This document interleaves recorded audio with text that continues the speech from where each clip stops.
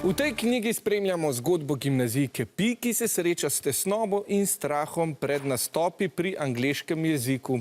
Kaj vse je ta izkušnja prinese, sta v tem zabavnem, a hkrati presunljivem romanu brala Bor in Maruša. Bor, v katerih situacijah tebi srce bije 130 utripov na minuto? Ja, največkrat, kaj športam, pa pač nasploh na treningih. Kaj pa pri angleščini, recimo? Ne, to pa ne. Meni recimo velikokrat srce poskoči takrat, ko se vozim po avtocesti, takrat me je strah. Kaj je pravzaprav strah? Ja, jaz mislim pač, da strah je neko čustvo, ne? Ker ga ti čutiš, ker se počutiš nekaj ogroženega, pa ti je nelagodno, neprijetno. Te pa, ne vem, strah te tudi malo varuje, pač, da ne skočiš kar dol iz stolpnice ali pa iz nekega, ne. V bistvu deluje v obe smeri, ne? Ja. Ampak naša glavna junakinja, dijakinja Pi, strah jo ohromi pred angleščino, pred spraševanji, spopada se s tesnobo celo. Kaj je tesnoba? Ja, mislim, pač tesnobe ne vidimo, a ne?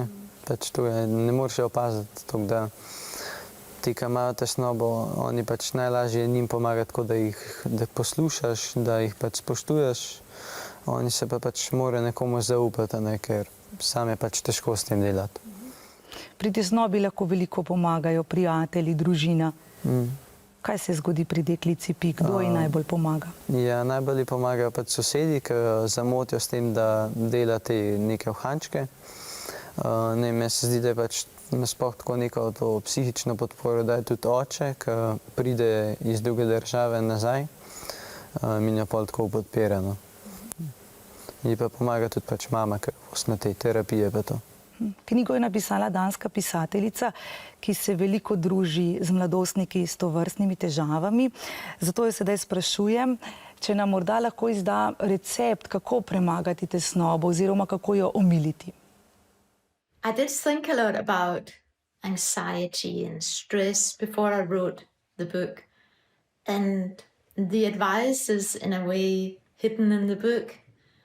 The main advice is maybe something about being part of a community and trying to look out instead of inwards all the time. Hvala lepa, Mete. Hvala lepa, Bor, za poučen, čudovit pogovor. Za konec dodam le še to. Tele prijateljice so lahko tudi dobre sogovorke pri tovrstnih težavah. Saj veste, vse razumejo in nikoli ne obsojajo.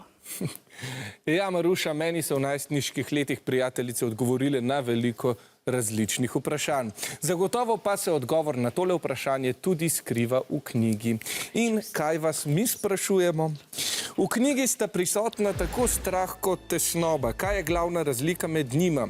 A. Strah je čustvo, tesnoba pa racionalna odločitev. B. Strah je nadpomenka tesnobe. C. Tesnoba nima jasnega vzroka, strah pa ga ima. Ali D. Tesnobo spremlja panični napad, pri strahu pa to ni nujno.